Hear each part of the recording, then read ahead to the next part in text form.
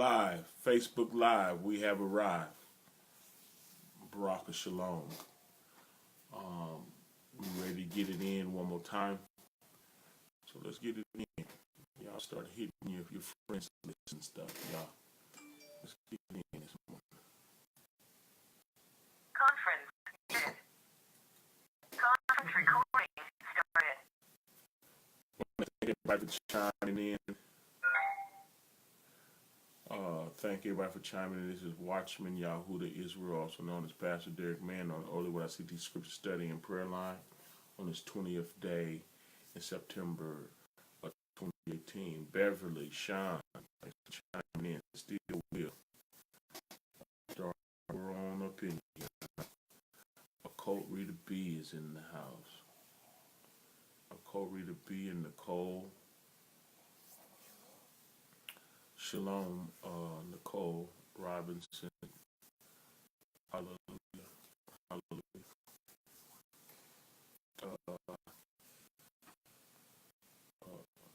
Tiki, I gotta learn how to say your name. I pray I said it right. Davidson, thanks for chiming in. Let's get ready to dive in this work. We're gonna keep trying to not only teach the expected Yali lifestyle, but in revelation to Scripture, getting the nuggets out of the Scripture. That's where eternal life comes from. Hallelujah. The Word. Hallelujah. Hallelujah. Good morning to you too. Bokato, Will.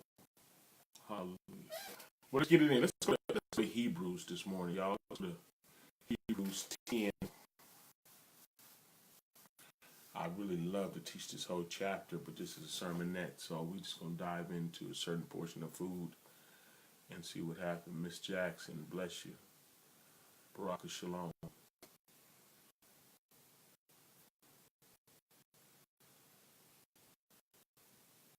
Kirby. I said that right. Anyway. Hebrews 10 and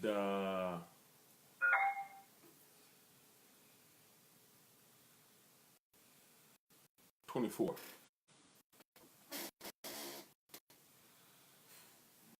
10 and 24. Let's get it in. Look what it says. 10 and 24. It says, let us consider one another to provoke unto love and the good works, not forsaking the assembling of ourselves together, as the manner of some is, but exhorting one another, and so much more as ye see the day approaching.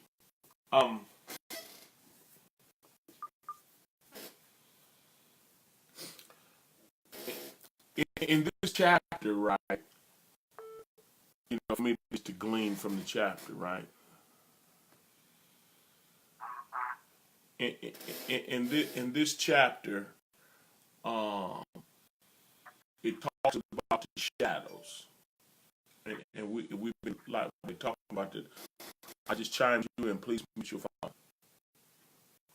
But it's talking about like Torah is a shadow of the things to come, right? Good morning, Sister Don.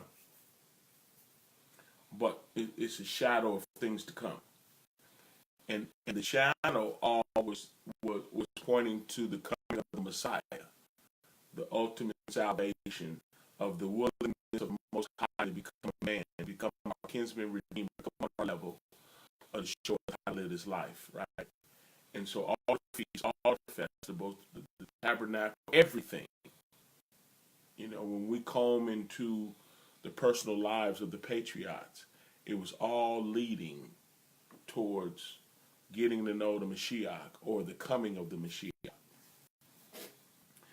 And so even how the priesthood was set up, the obligations, on how they sacrifice animals, They sacrificed animals.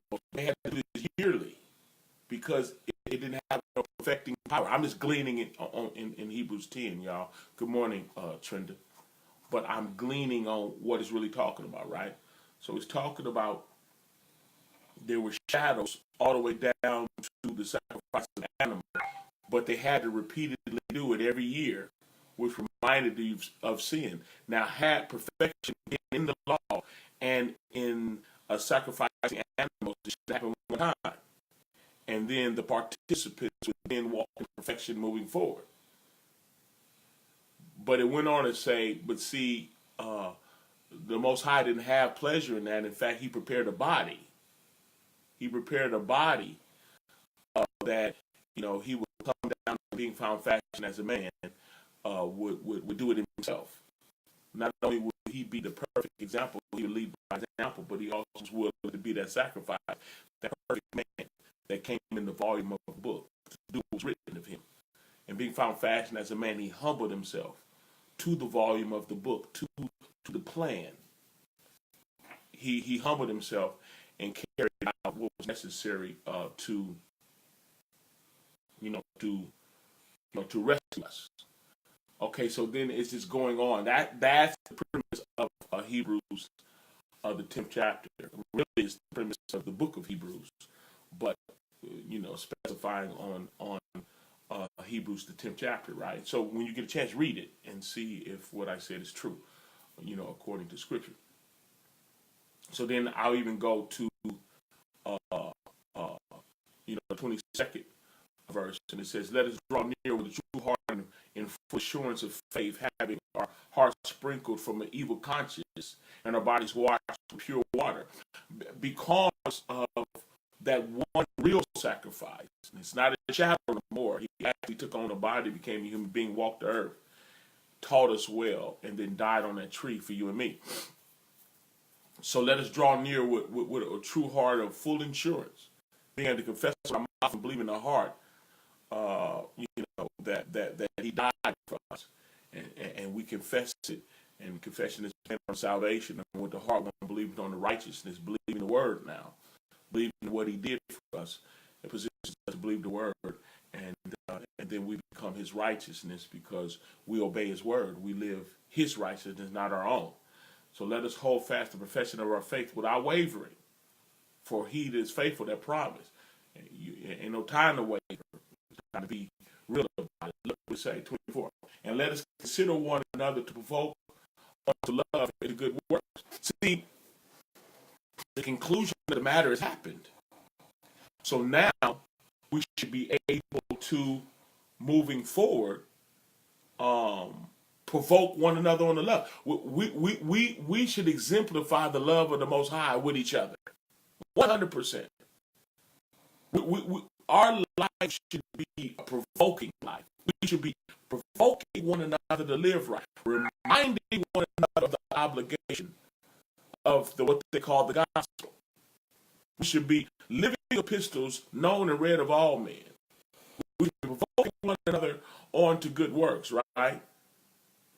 In the 25th verse, not forsaking the assembling of ourselves together as the manner of some is, but exhorting one another, and so much the more you see the day approaching. If you look at 25, I just said what 24 said. Let us consider one another to provoke one to love and good works. See, we're supposed to be encouraging to one another, that you can make it, that you can live this life. Like, us assembling, we assemble like what, 8 times a week, right? To provoke one another, to encourage one another. When you show up, others are encouraged. Others are encouraged. When truth goes forth, now provided, and I'm always going to make this plain, provided that it's truth. When truth goes forth, we attach ourselves to it. Keith Muhammad, what's up, man? Thanks for chiming in, sir. But when truth go forth and it's true, then the sheep of that truth is attracted to it. Like the Mashiach said, my sheep hear my voice. See, there's many voices out there. But when the truth of the word When revelation is revealed, it attracts a certain demographic of people. And prayerfully, if it's truth, then it's attracting Yah's people. Because there's other alternatives, there's other teachings, there's other ways of looking at things, and people attracted to that. Players attracted with players. I'm gonna tell you right now, you about your money. There's some people on the paper chase that's touching money, and when you're attracted to that's what you're gonna be about. There's other forms of even religious teachings, and if you're attracted to that, that's where you're gonna be. That's where you're gonna show up or blow up. But when the truth of Yah in the person of Yahushua goes forth, and you're attracted to that, you're that sheep. And knowing that, in Torah, they were making sacrifices repeatedly. But when the ultimate sacrifice was made, that was the actual the conclusion, the completion of the shadow sacrifices. That's it. That's it.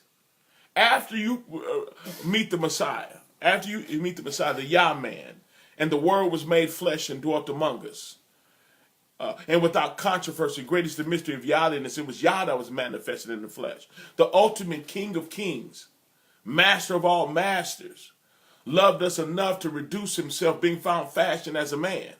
He humbled himself and came obedient on the death, even the death on that struos, on that tree, to save us, to rescue us.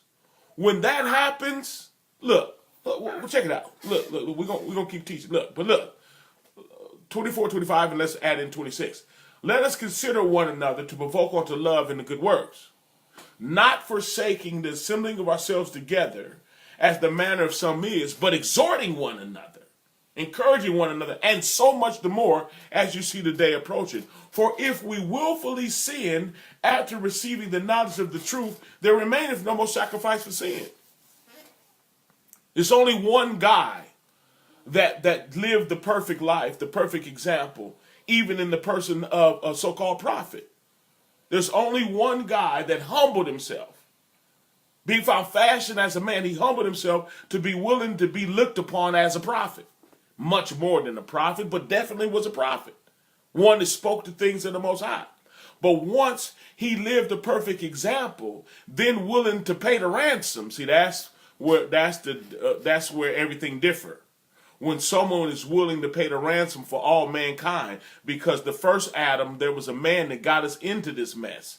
There was a man that was disobedient to the Most High that caused the species, mankind, to fall short, to be tainted. So then the second Adam came, which was the Most High himself, being found fashioned as a man, the Word. What he spoke. In the beginning was the Word was with Yah, the Word was Yah. The same was the beginning with Yah. All things were made by him, and without him not was anything that was made. 10th verse says, he was in the world, and the world was made by him, and the world knew him not. He came unto his own, and his own received him not. But as many as received him, to them gave he the power to become the sons and the daughters of the Most High. 14th verse, and the Word was made flesh and dwelt among us. The Word became a human being to live that perfect example. After living the perfect example, he was the fulfillment of those shadow sacrifices, because they were leading to him doing it, him coming on our level. He spoke, fishermen talked to the fishermen, soldier talked to the soldiers. He gave that idea to Shaul, that they call him Paul, that said, I become all things to all men that I might gain some.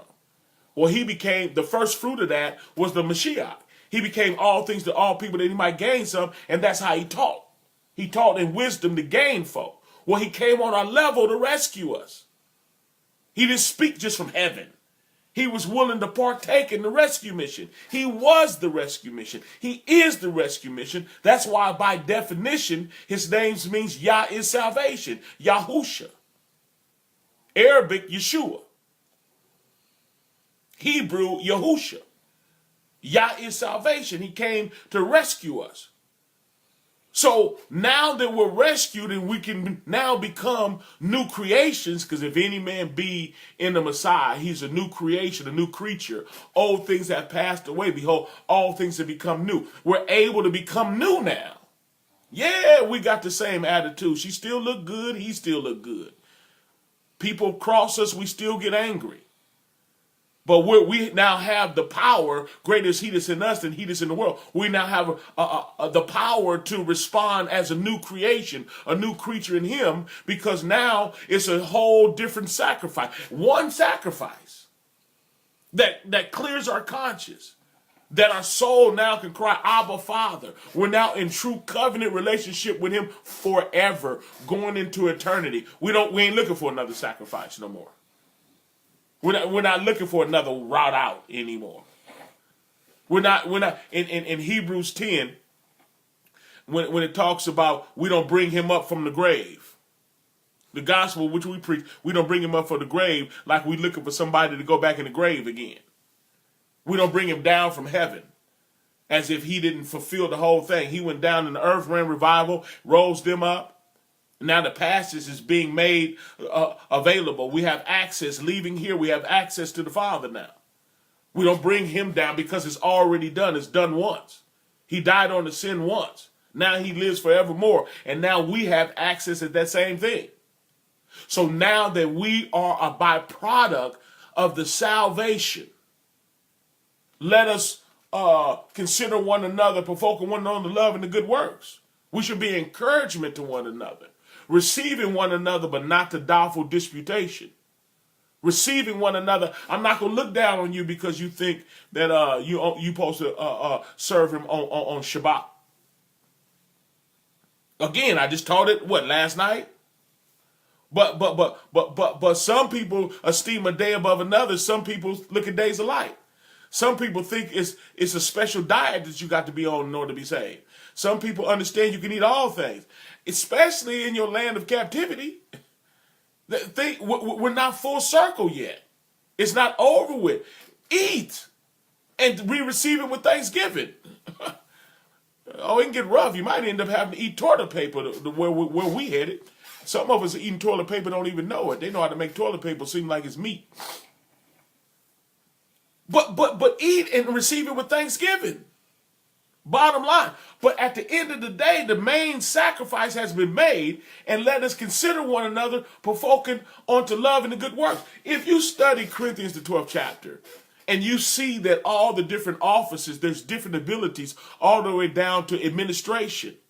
So if we formulate under truth, it's not the freelance moving about. Because a house divided against itself can't stand. And people don't get that revelation because we so happy, a lot of us happy that you're delivering from that church doctrine, right? The church doctrine, and folks just running amok. Folks is running amok with a newfound freedom, and folks are actually pastoring and leading themselves. And it don't work like that. They just think it do. But when you have a certain spirit of non-cooperation, when you deitize yourself, you kind of give yourself a freedom that the word don't give you. But you got to study to know that, or be teachable to know that. You got to be in a position to be taught that and then study to see if it's true. Putting the burden on you to be able to find out that you should be a part of an assembly that preaches truth faithfully. I'm talking about faithfully. In order for you to know that, the burden is on you to go in the scripture and find that out for yourself. The burden would be more on the ministry to be able to teach that because they know it. And then you be able to agree with it if it's true. Now, some people can study it themselves and then submit. But when you got babies, because there's a such thing as desiring sincere milk of the word. Because you got to grow in this thing. And then after that, you got to be found faithful. Because they say, give not the office of a teacher, of a pastor, of a deacon, of someone in authority. Don't give that to a novice. Else they shipwreck, get caught up in pride and shipwreck.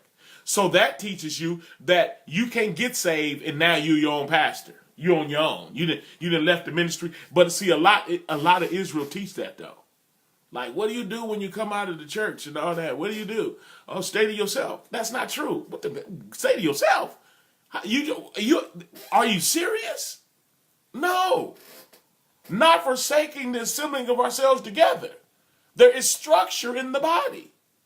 Just like it's the same structure of the natural. He used the natural to teach us spiritually. And in the natural, your parents was here first. Then the children came. And about time the children came, the parents was of age, know what it is to live and survive on earth, and then they're able to guard and raise their children because they know what to do. The children don't know yet. They got to grow into it. Again, desiring the sincere milk of the word or desiring breast milk. Desiring kids' food. Desiring education to be taught how to navigate and live. Same thing in the spirit. You don't become a baby and now you're on your own. Kick you out. Go. Learn. You're on your own. It don't work like that. So now that we don't have multiple sacrifices needed every year that remind us of sin, the one sacrifice came and delivered us. Now we're delivered. Now we're delivered. Now we're baptized into his body. And the word, again, Corinthians 12 teaches is members in particular. Everyone got an office and there's structure to that. And we should be humble enough to be taught and raised up in him. You got a lot of people that they not made of that. They run 4, 5, 6 scriptures and they gone, period.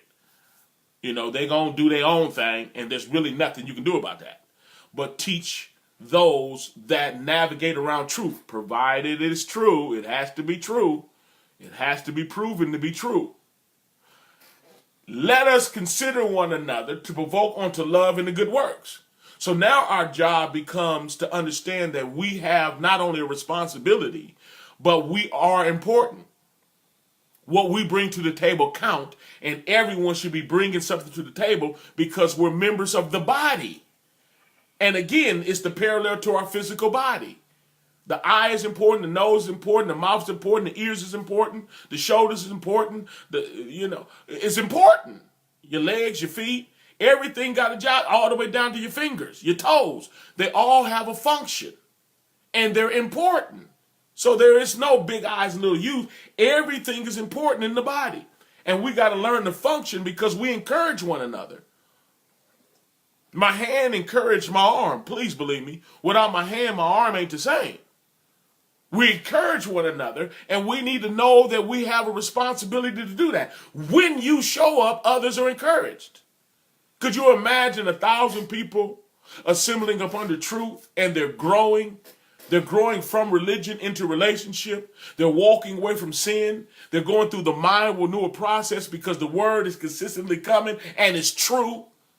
It's not religion. It's not having a form of godliness, denying the power thereof. It's not so caught up into eschatology of who we are as far as the melanated chosen, but knowing that that's super important. How's it going to be 144,000 from each tribe if we don't know who we are? Each tribe got to know who they are, and now the Most High is allowing the scales to fall from our eyes. But some people theology say it doesn't matter. That's that more of the Catholicized position. They don't get it. Knowing who you are is super important, like everyone on the planet should know who they are.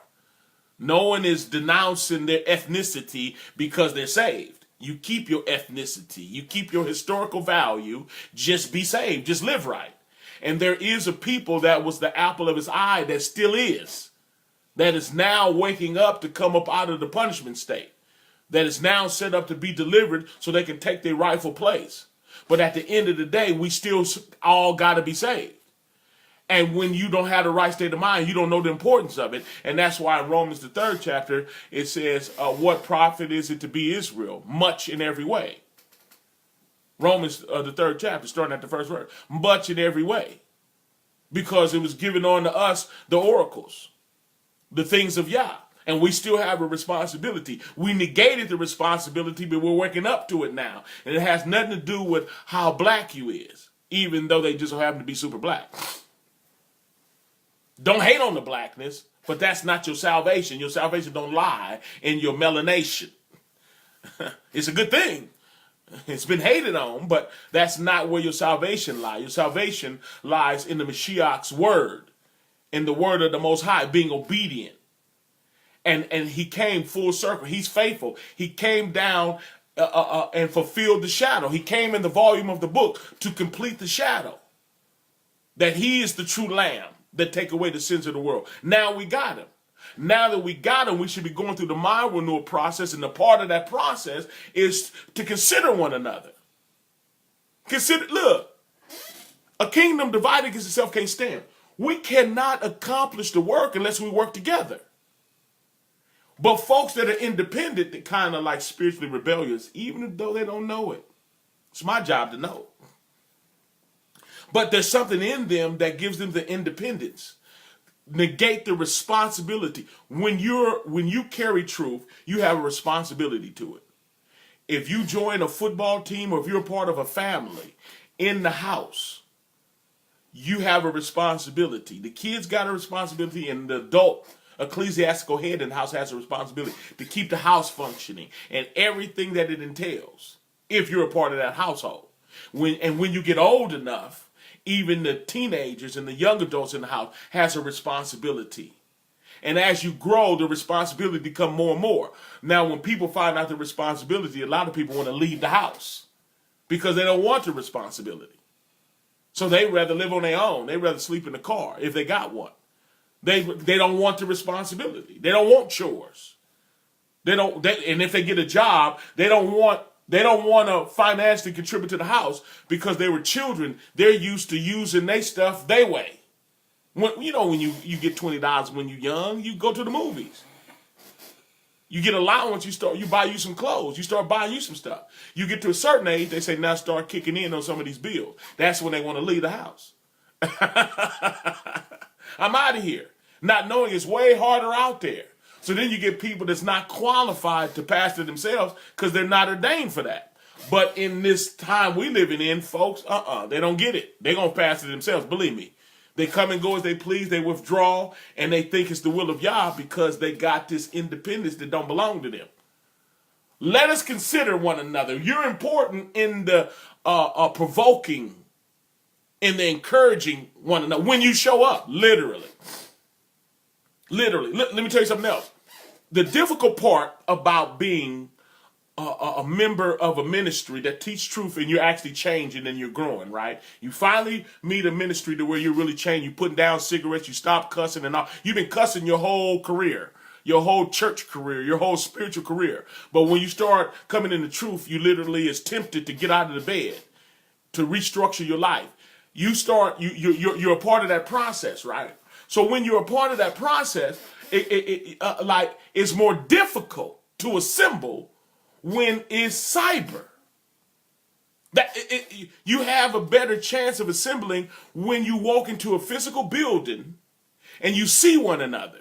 You know how people are. We kind of fictitious like that. We operate better when we're seen, when we physically can touch one another. And I'm not mad at that. That's a part of being in this body. It's more of a physical ideology jumping off. So not forsaking and assembling ourselves together is more difficult to forsake when people see you walk in the door 4 times a week. So they see you. So now you're more accountable because y'all looking at each other. But when it's cyber, you get to miss. And don't nobody really know, or you think don't nobody care. But the Most High care. If you subscribe to a ministry, which is spiritual, Yah's a spirit, and they that worship him must worship him in spirit and in truth. When you're spiritual, you can join a ministry to whereas you don't physically show up because it's too far. And through technology, it brings us together, but you're faithful to it. You're faithful to it so he can raise you. It's more difficult to come up missing as if it doesn't matter, and your psyche can trick you, your carnal mind can trick you into negating the responsibility to the ministry. Even in supporting the ministry in every way you're supposed to. It's more difficult not to do that when you don't physically show up. It's just the psyche of people. So I get it. But our job, now that we have the Mashiach, and we're literally a part of the body, and you're going to connect for real, as opposed to have the freedom of peeking in every now and then leaving when you want, and then come back. I'm back. As if there's no responsibility, you fooled yourself. The enemy can use a cyber platform to trick you. And you'll feel it's okay. You'll feel that the ministry is privileged that you chimed in. What, you some likes? Some likes? No, it's way deeper than that. Not forsaking the assembling of ourselves together as the manner of some is. Some gonna do it. You can't, look at this. The only keeper is the word. And when people is his sheep, long as the word is true, when they're his sheep, they'll navigate the truth and they're going to hold on to it. They're going to hide the word in their hearts that they might not sin against him.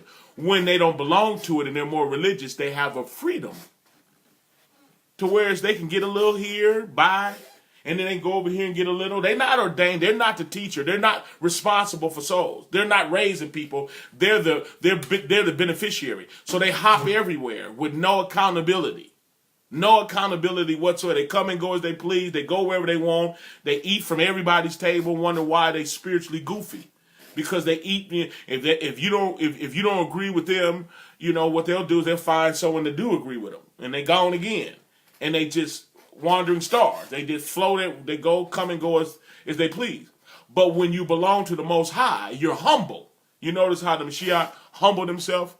Being found fashioned as a man, he humbled himself. We're fashioned as people. We need to be humble and allow the Ruach to teach us. And you need to find a ministry that you're faithful to, provided they preach the truth, and you're growing. And your life is yielding a fruit. Let us consider one another to provoke on the love and the good works. Now we're provoking one another to live right, to be faithful, to be on your post, to be accountable. Accountability partners. To be accountable to a ministry. You need a pastor. You don't need a brother.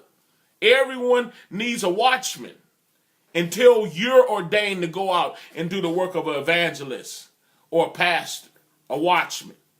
Until then, you should be humble, not get a few scriptures and then run off like you got it like that. Some folk ran off because they think they can. Well, that's up to them. My sheep hear my voice. And the stranger, they won't follow. They're going to follow truth, period. They're not going to get caught up in this cyber world of all this stuff. You can go out and learn some other stuff, don't get me wrong, and hear other people, but you should be committed to where you're growing, to where you're changed and committed faithfully, not forsaking the assembling of ourselves together as the manner of some is, but exhorting one another. And so much the more as you see the day approaching. Because if we willfully sin after receiving the knowledge of the truth, there's nothing he can do for us. There remaineth no more sacrifice for sin. Don't look for another route, another religion, it's over. That's it. The beautiful part about that, and I'm closing because I'm over time. The beautiful part about that is in Torah, they had to do it every year. The Mashiach, he did it once. After that, that's it. And if we keep reading, you'll find out that you don't want to go against the grain. He delivered you, appreciate it, and stick with him until he come get you. Spirit of the Most High, we love you and thank you for the gleaning in your word. I feel incomplete. I want to keep going, but we out of time. We pray that what was said was digestible, understandable, and that we govern ourselves accordingly. Continue to illuminate us in the truth of the word. Give us a heart to even read Hebrews the 10th chapter and glean some more. We're completely dependent on you. We thank you for what you said and what you're going to say. And we'll govern ourselves accordingly. In the matchless name of Yahushua HaMashiach, when we pray, hallelujah, hallelujah, and all man. That was a lot. That's why I want to stay away from the whole chapter, y'all, and just like get bite-sized pieces. But I pray that you got some understanding, and all you're getting get understanding. I pray you did. Y'all continue to exhort one another, and so much the more as you see the day approaching. And again, it don't have to be this ministry, but everyone should be accountable to a ministry. 100% accountable. You can't come and go as you please. You attach yourself to truth and grow thereby. If you believe the message was a blessing and it could bless somebody else, push the share button. Just that simple. Real easy to go witnessing. And if you believe in this ministry, then support it financially. All you got to do is go to PayPal, put in DerrickMann5857 at yahoo.com. That's DerrickMann5857 at yahoo.com. Or you can even give through Facebook. If you don't believe in the ministry, whatever you do, don't give. Whatever you do, don't do that. And thirdly, we're on the line right now. 302-202-1102, extension 815648. Again, 302-202-1102, extension 815648. Come hang out. Ask some questions and encourage somebody, and so much the more as you see the day approaching. I'm out of here. Thanks for hanging out. Y'all be Baruch and Barak Shalom.